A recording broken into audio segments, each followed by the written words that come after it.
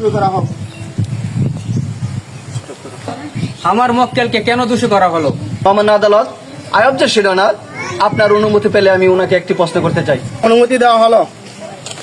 ফেব্রুয়ারির 12:30 তারিখে আপনি কোথায় ছিলেন? গাড়িতে ছিলাম। না না মহামান্য আদালত, সে ছিল বাড়িতে।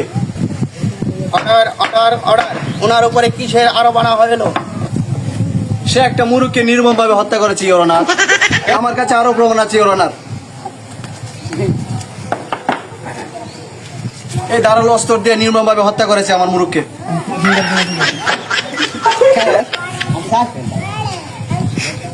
এটা হলো medical report.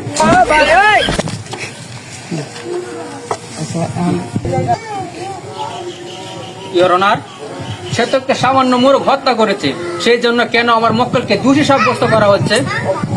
I objection honour, আপনার চোখে সেটা সামান্য হতে পারে, কিন্তু আইনের চোখে সেটা সামান্য নয় মহামান্য আদালত।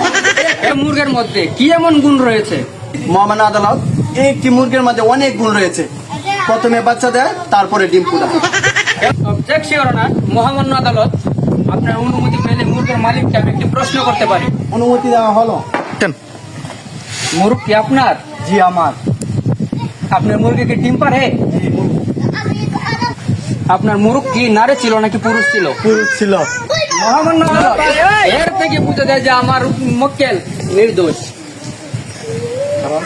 মহামান্য আদালত, আমার মক্কেল জীবনে একটি ইঁদুর মারেনি, জীবনে একটি টিকটিকি মারেনি, জীবনে একটি আরুল মারেনি। আমার সেই মক্কেলকে অন্যায়ভাবে দোষী সাব্যস্ত করে কাঠগড়ের মাধ্যমে দাঁড় করানোর কারণে আর আমি এই কঠিন বিচার চাই মহামান্য আদালত।